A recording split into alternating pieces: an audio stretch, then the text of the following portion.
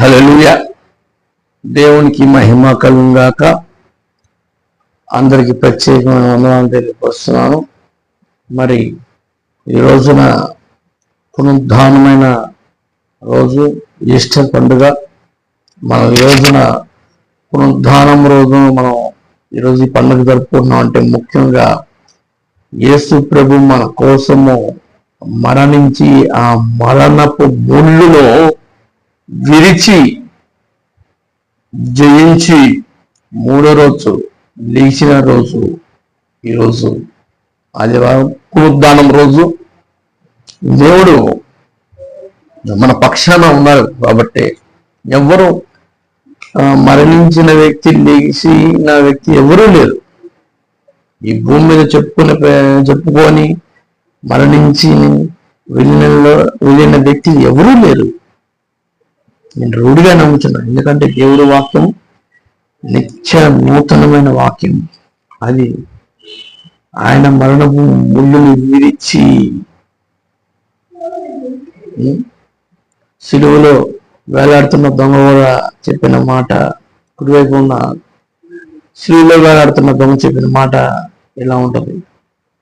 అయ్యా అయ్యా నన్ను కూడా క్షమించి నన్ను కూడా నీ లోకంలో నన్ను కూడా చేర్చుకోవాలని అడిగితే, భయపడకు, నువ్వు నాతో కూడా పరదేశంలో ఉంటావు అన్నాడు. హల్లెలూయా. చాలా మంది అంటారు, 3 మేకులు పీక్కోలేని వాడు మమ్మల్ని నేను రక్షిస్తామని. అయితే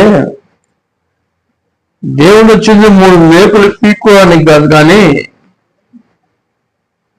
3 మేకులు పీక్కొని రాను ఆయన దేవుడు అంటానండి. అది కాదు నాకు కావాల్సింది. మరణించి జయించిన వారు కావాలి నాకు. హల్లెలూయా. మరణించిన వాడు లేచిన వాళ్ళు ఎవరైనా ఉన్నారా? ఆ మరణపు వీళ్ళు విరిచిన వాడు కావాలి మనకి. జయవీరుడు ఆయన, సర్వోన్నత సర్వశక్తిమంతుడు మనకి తోడే ఉన్నాడు. ఆయన ఉండగా మనం ఎందుకు చింతించాలి? ఎందుకు భయపడాలి? మన చింత యావత్తు కూడా ఆయన మీద వేద్దాం. అందుకనే యోహాను సువార్త 11వ అధ్యాయము 25వ వచనంలో, అందుకు యేసు, పునరుద్ధానమును జీవమును నేనే. పునరుద్ధానం అంటే మరణించి లేవటం. జీవము అంటే ఒక